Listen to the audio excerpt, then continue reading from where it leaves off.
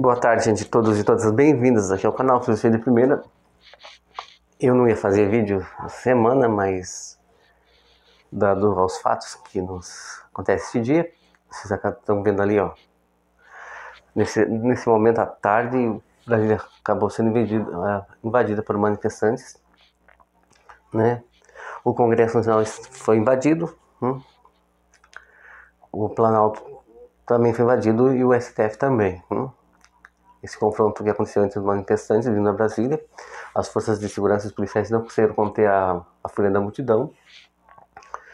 E eu ia fazer uma análise do discurso do Lula durante a sua posse e acabei não fazendo, mas agora, diante desses fatos, lembrou um fato que esses dias eu vi de análise de alguns especialistas, de alguns comentaristas de política, né? Entre eles o Aldo Rebelo, que já foi governo, fez parte dos governos petistas no passado, né?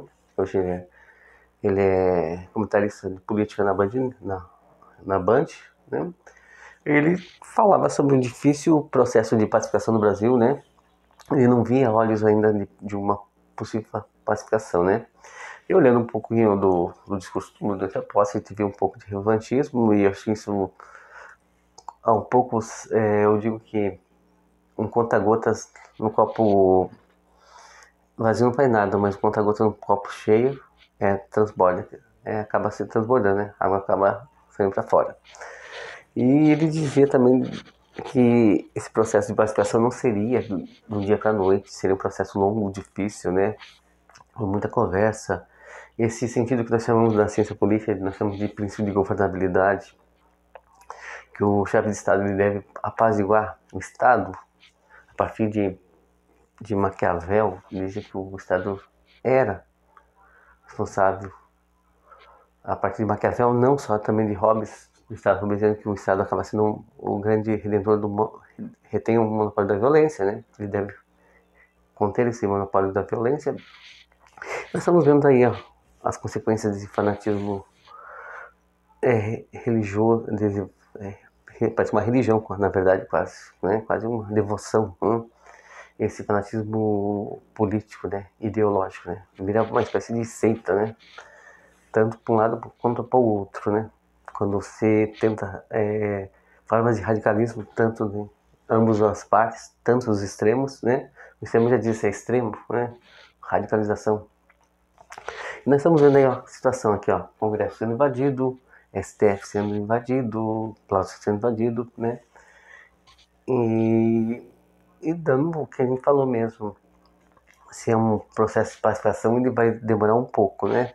Porque ainda há ânimos acirrados, as redes sociais ainda são bastante bélicas, né? Desde a posse do nosso governo.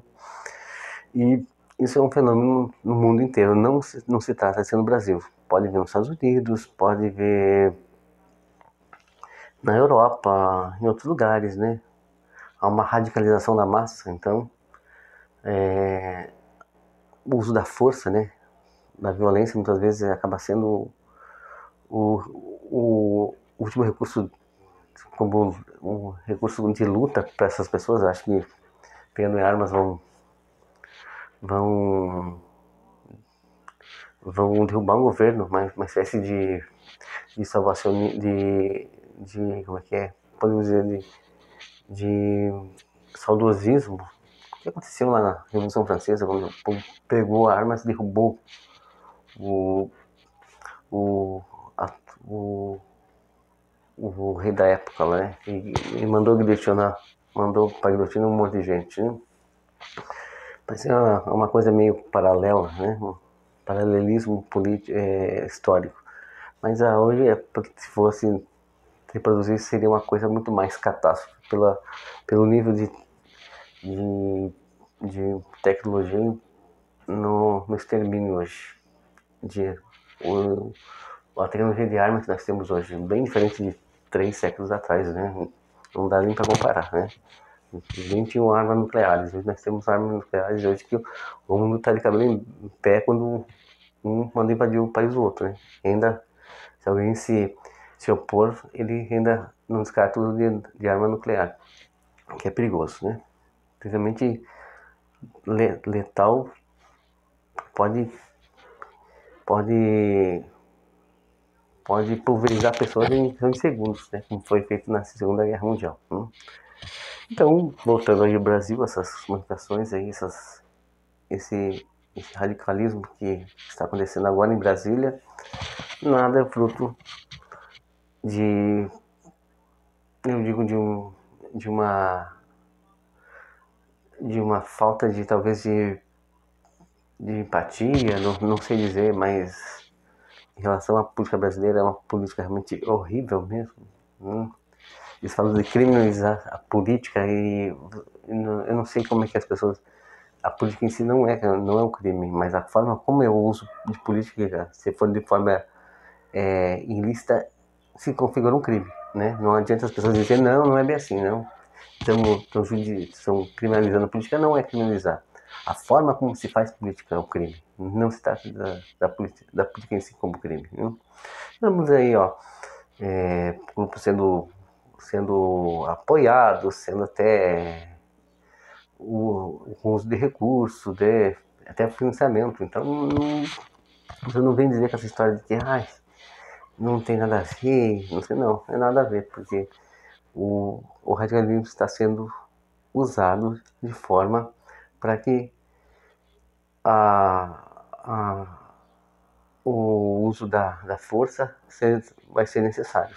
Eu não sei como é que será daqui para frente, né? Se essas pessoas vão pagar pelos crimes, né?